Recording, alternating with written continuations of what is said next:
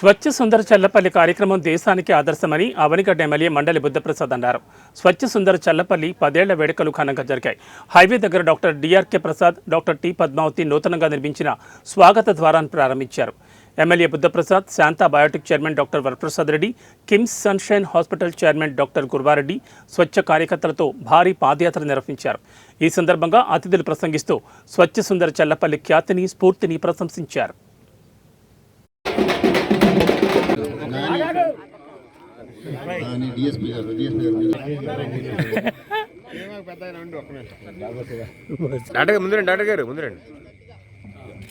సుందర చల్లపల్లిని స్వచ్ఛ సుందర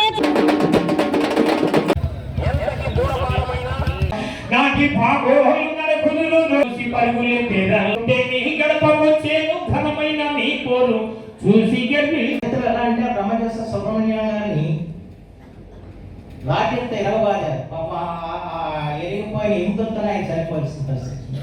అయితే తెలుగు జాతి దురదృష్టం తెలుగు జాతిలో పట్టిన గొప్ప వాళ్ళని ఎవరైనా కూడా మనం గుర్తుంచుకోం.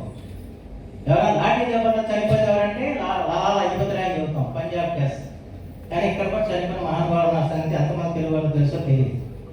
సరే, అది 100 సంవత్సరాలు అయిన సందర్భంలో 2-3 నెలల నుంచి వాళ్ళ పాపం నన్ను దీన్ని ఎట్లా పట్ల కార్యక్రమం చేయాలంటే వాళ్ళ ఆంధ్రప్రదేశ్లో నేను చేస్తాం కూడా రాయటం జరిగింది.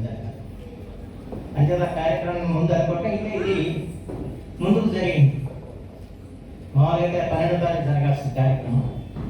సరే, ఏదేమైనప్పుడు కూడా ఈ ఉద్యమాలన్నీ కూడా ఎందుకంటే ఈ సమాజాన్ని చైతన్యం చేయడానికి గతంలో ఎంతో ప్రయత్నం జరిగింది. నేను ఎప్పుడు చెప్తున్నా అదే మాట. నిజంగా కూర్చోండి.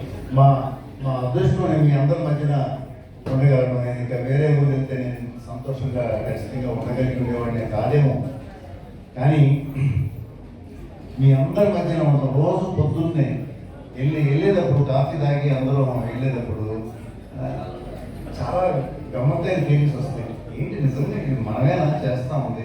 మన కార్యకర్తల పాపం ఎవరు ఇంత వయసులో, పెద్ద వయసులో కొంతమంది ఉద్యోగాలు చేస్తూ వ్యాపారాలు చేస్తూ ఇవన్నీ కూడా సుమారుగా మనం 3:30 నుంచి 4 గంటల మధ్యలో ఏ కార్యక్రమం చేపట్టినా సరే అమ్మ సత్తచల్లపల్లి కార్యకర్తలు వాళ్ళు ఏం అడిగితే అది చేయండి అని అధికారుల్ని ఆదేశించడం కానీ, మన ఊరికి కొన్ని పనులు చేసి పెట్టడం కానీ, ఆయన లేకపోతే సత్తచల్లపల్లి మా